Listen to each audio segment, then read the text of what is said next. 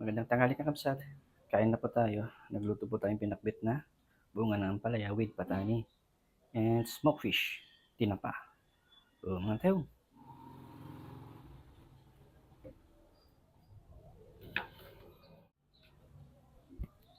Lord, maraming salamat po dito sa blessings. Basbasan niyo po itong pagkain ito at magsilbing lakas sa aming pangangatawan at magamit namin pang-araw-araw. Maraming salamat. In Jesus' name, Amen. Yan, may konting sabaw kakabsat. Igop tayo habang mainit. Apo na yan. Gimasing George.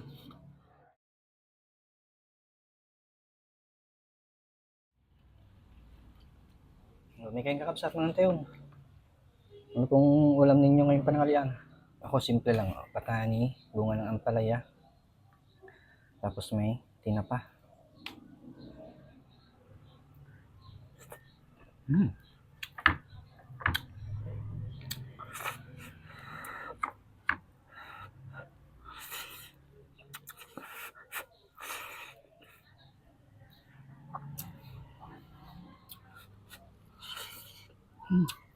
Ano ba?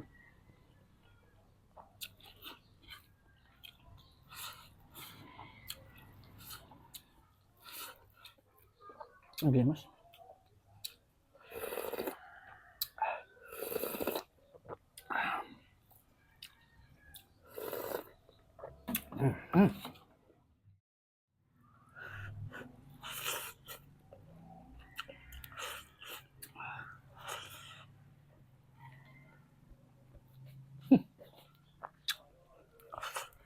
Simpleng ulam pero masustansya.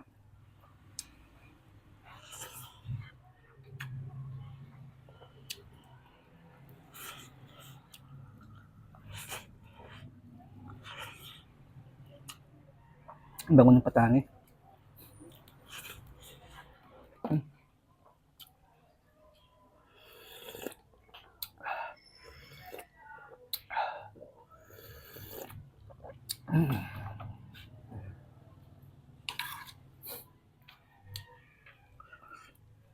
Sarap talaga pagka maraming kamatis.